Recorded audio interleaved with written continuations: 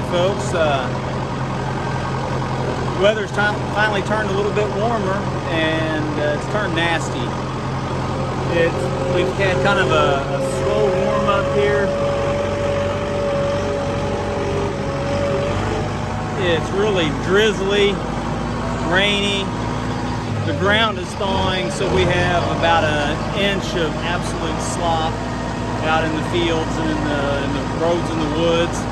Fortunately, it's still frozen underneath, but I walked out and checked the new sugar bush that we tapped, and it is flowing like mad. So the tote was probably about 2/3 full, so we're headed out to collect our first sap from the new sugar bush, and hopefully we won't get too wet and we won't get stuck. All right, so here we're pulling into the new sugar bush that we've tapped, and you can see all the lines up in the woods. You can see how foggy it is. Sometimes that low pressure makes the trees run really good.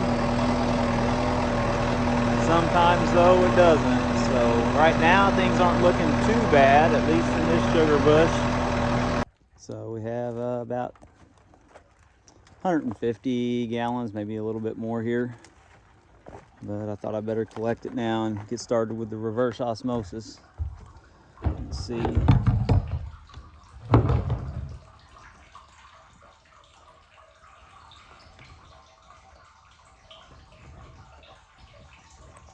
Let's see about how fast it's flowing right in there.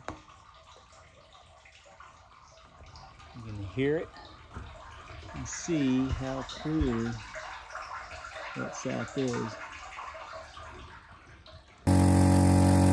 Well folks, the only trees that seem to be moving real well in this warm up here is the trees in the new sugar bush. So you can see there behind me, we've got a tote nearly full of sap. That makes about 350, 400 gallons, which is a little more than 2 gallons per tree, which isn't a bad run. Problem is, not all my trees are producing like this. So definitely thankful to get what we're getting. I kind of wish too that this tote was located in a different area. But anyway too, now that it's warmed up, everything is expanded.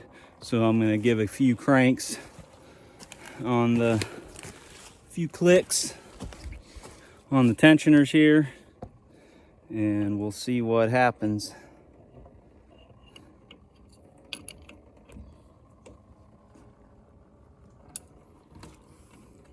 Guess you gotta go the right way. Well, you can see that the sap is still flowing. There's a little bubble making its way down the line. While the tote was pumping out, made good use of that time, and I put in a few fence posts to help level the line, because there was quite a bit of sag to it once it got full of sap. And these lines are still definitely full, but boy, it just didn't flow like I had hoped. But you take what you get. And I have pretty much a full tote of sap to haul back, and I'm hoping that I can make it through the slop. Wouldn't be doing this without a four-wheel drive tractor, that's for sure. I think a lot of people just really have no idea what the average maple producer goes through to make the maple syrup. Especially the slop and the mud. Everybody's got this idea of this quaint little shack at the base of a mountain where all the sap's flowing downhill, or they're going out with horses and sled to collect the sap in the buckets. That just doesn't happen too many places, so it's a lot of work. So, well, anyway, better get the sap back, get it to the reverse osmosis, head out to the next spots. Averaging now probably on this run after the cold spell about 1.5 gallons of sap per tree. I think we've collected about 1,500 gallons of sap. You see here, we've got a full tote on the tractor, about 275 gallons right there. Got the RO running.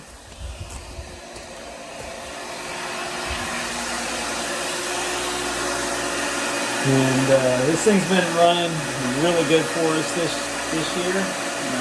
Once again, just glad we figured out to pass it through a little bit faster and recirculate it back into the sap tank on the tractor and cut a bunch of water out that way, and then we move it on to the sugar shack. But anyway, that's just a little update. Some other things we got going on here in the sugar kitchen. We've got the finishing pan, has some syrup in it. Been working on labeling some jars, and kids are in the sugar house cooking. So hopefully we can get some syrup turned out here.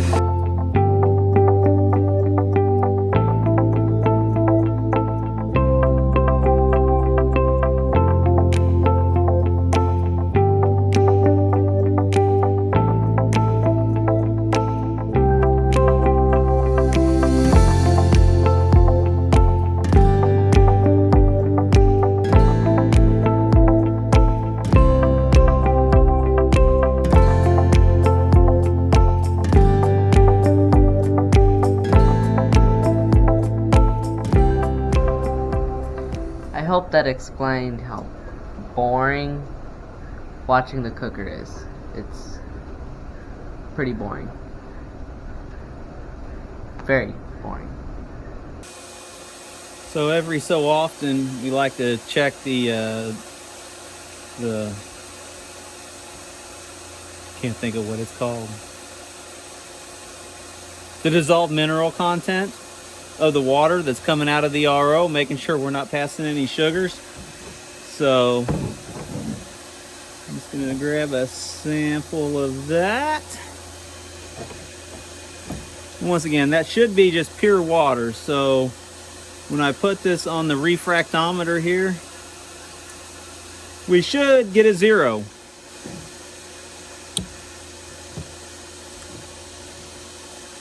And we did.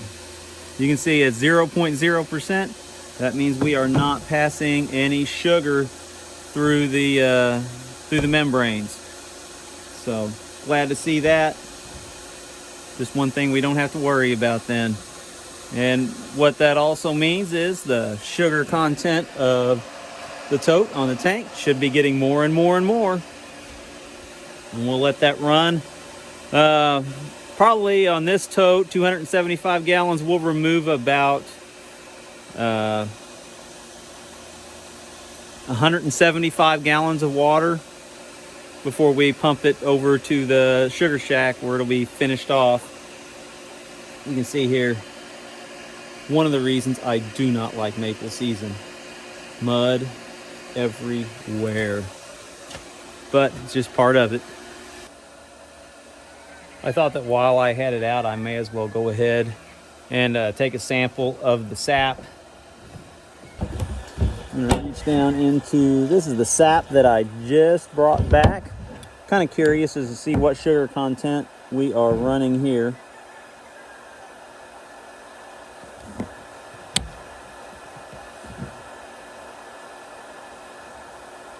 .2, that is not bad at all. I'm actually tickled pink to see 2.2. And what that means is it's only going to take about 40 gallons, a little over 40 gallons of sap to make a gallon of syrup, as opposed to 60, 70 gallons, what it had been running. So that means more syrup. That's awesome. All right, so we are pretty much out of sap up there. And I've got a good hot fire, making a draw. And I'm gonna get some sap up here, so we are going to make a quick run. All right, so you can see here, we've RO'd off about 75 gallons or so. And what I'm going to do is adjust this valve right now to start cutting it about half and half. So right now, yep, it's about where I want it. Doesn't work quite as efficiently this way, but I need some sap. Over in the in the sugar shack. And then we'll come over here, open the valve, switch the valve. Now we are pumping the sap, the concentrated sap. We are pumping that over to the sugar house. Yeah, that's about a 50-50 split, so we're removing about half the water right now. So that'll be all right. Not quite as concentrated as I want to be cooking it down, but we got to do what we got to do since the sugar shack needs sap.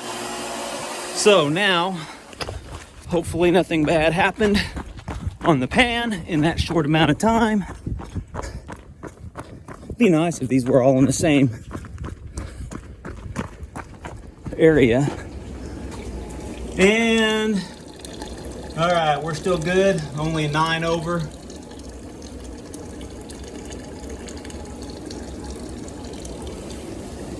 And we've got sap.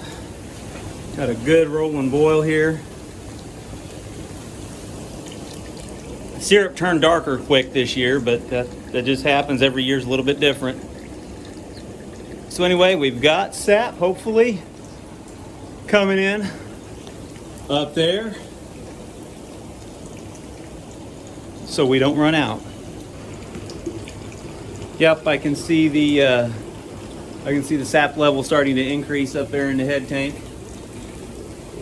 But one of the things that is absolutely cool is the defoaming agent. It's just some sort of dried fat, and we put it in a salt shaker and watch what happens.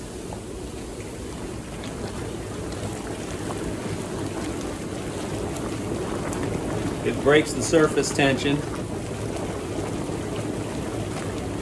so those bubbles can rupture, and when those bubbles rupture like that, it allows you to have a lot faster evaporation rate. Anyway, I better start paying attention to the syrup here. Wow, we are really getting quite a draw. It's still at about 9 over. This milk pan is about full, and it doesn't look like the temperature's going down at all. So I'm gonna have to switch that out. Still at about 9 over. All right, boil has slowed down quite a bit. I think we've got some fresh cold sap that's flowed in. You can see there the boil has almost all but stopped on the one side. And that side is still going pretty good. But right now the cold sap is actually coming down that pipe. And then it's crossing through here. So there. Crossing through there over into this side. So this is the side that the cold sap's entering in right now.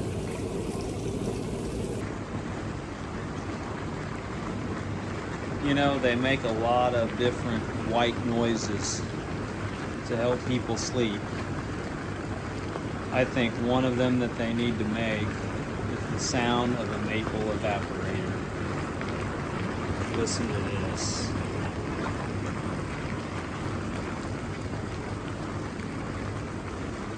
That can put anybody to sleep.